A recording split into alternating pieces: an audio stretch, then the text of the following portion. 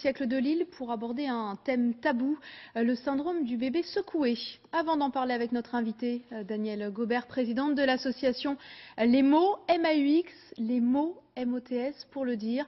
Regardons ensemble ce témoignage d'une maman dont le nourrisson a été maltraité. Les conséquences sont terribles. Anaïs Anquet et Morgane Pouchard. Jouer avec ses enfants comme n'importe quelle maman. Pour Julie, c'est déjà une victoire. Il y a 6 ans, sa vie a basculé. Alors que sa fille Zoé était encore un bébé, la nourrice l'a violemment secouée. J'ai vu ma fille nue, allongée sur le canapé, qui ne bougeait pas, elle était livide, blanche. Je croyais qu'elle était morte. Les lésions sont irréversibles. Le cerveau de Zoé est gravement endommagé. Elle n'a marché qu'à 3 ans et demi. Et elle a des problèmes d'équilibre. Elle est épileptique, donc elle a un traitement. Et elle a surtout des gros problèmes de vue. Chaque année, ce neurochirurgien doit soigner en urgence une vingtaine de bébés secoués. Malgré les campagnes de prévention, ce chiffre ne diminue pas. Plusieurs fois par mois, là, tout récemment. Donc on a eu un enfant qui est entré avant-hier, on en a eu un autre la semaine précédente. C'est pas notre quotidien, mais presque. Et pour les médecins, difficile d'intervenir, il est souvent trop tard. Dans 10% des cas, les bébés ne survivent pas. Alors ici, cette maternité a décidé de réagir. On sait que les pleurs persistants du bébé peuvent mettre les nerfs des parents à rude épreuve. Avec des conseils personnalisés, ils apprennent aux parents à trouver des solutions.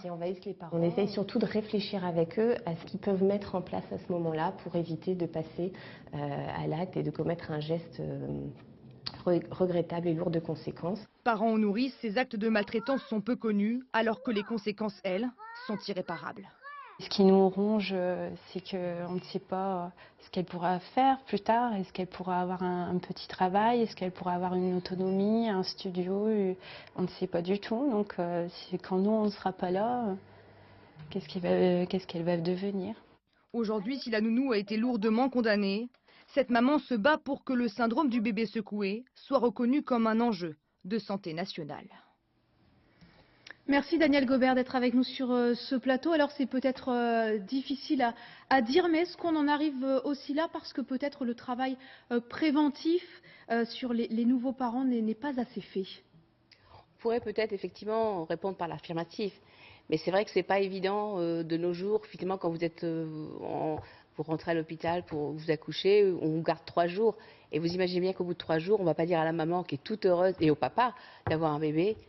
Attention, si vous le secouez, il va y avoir des conséquences graves. Peut-être aussi pas assez de mots dits aux parents sur l'accueil d'un nouveau-né qui va aussi crier, pleurer, peut-être les pousser à bout. Tout à fait, donc je pense qu'il faudrait peut-être effectivement être plus clair en fait par rapport aux parents, en leur disant attention, il y a des méthodes et il y a des façons de faire quand votre enfant hurle, etc. On sait qu'un enfant il doit pleurer entre 3 et 4 heures par jour. Donc c'est pas anormal si vous avez votre fils ou votre fille qui pleure pendant 3 ou 4 jours. Il faut 3 ou 4 heures, il faut le savoir en fait. Quelles sont les solutions alors que votre association, que vous présidez depuis 3 ans, peut améliorer dans tout ce système? Notre association, elle est là pour, j'allais dire, être le petit aiguillon en disant voilà, on va vous faire de la prévention. Donc on fait de la prévention auprès des professionnels. Ce soir, on va faire une prévention auprès du public en leur disant voilà, écoutez, il y a des remèdes, des solutions quand votre fils ou votre fille crie pour pouvoir... Quels sont-ils par exemple? Il y a par exemple quand l'enfant pleure, vous le laissez dans sa chambre par exemple. On n'y pense pas. Je discutais avec quelqu'un là récemment, on m'a dit moi quand ma fille pleurait, j'appelais ma mère. Un relais. Voilà, un relais, quelqu'un qui puisse vous aider. Alors c'est vrai que c'est pas facile quand effectivement vous sentez, j'allais dire... Il y a un profil justement de parents qui peuvent devenir maltraitants ou pas du tout? Ça peut concerner tout le monde? Non, parce qu'on a fait une formation et effectivement la solution a été non. Ça concerne tous les parents possibles. J'allais dire, il n'y a pas de profil d'adulte secoué. On parle de 20 cas de nourrissons qui décèdent chaque année à cause du bébé secoué. Combien d'autres également qui ne sont pas décelés? C'est ça le problème, effectivement. C'est pour ça que l'utilité de la formation pour détecter le syndrome du bébé secoué. Il y en a quand même beaucoup. Peut-être qu'effectivement, cet enfant qui vomit, peut-être c'est un enfant qui a été victime du syndrome du bébé secoué et qu'on l'a secoué comme un prunier. Quel message allez-vous faire passer au grand public qui va venir ce soir? Cette journée est réservée aux professionnels dans la journée. Vous allez voir des parents, peut-être de jeunes parents ce soir aussi? Oui, effectivement, effectivement, ça se déroule au nouveau siècle. Et aux jeunes parents, je leur dirais tout simplement, vous aimez votre enfant, il faut vous en occuper.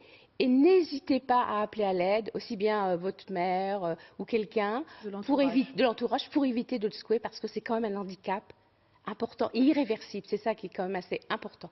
Merci beaucoup Danielle Gobert d'avoir été à nos côtés donc, pour cette grande journée de colloque au Nouveau Siècle de Lille, je le rappelle. Les 5 ans du Louvre lancent à présent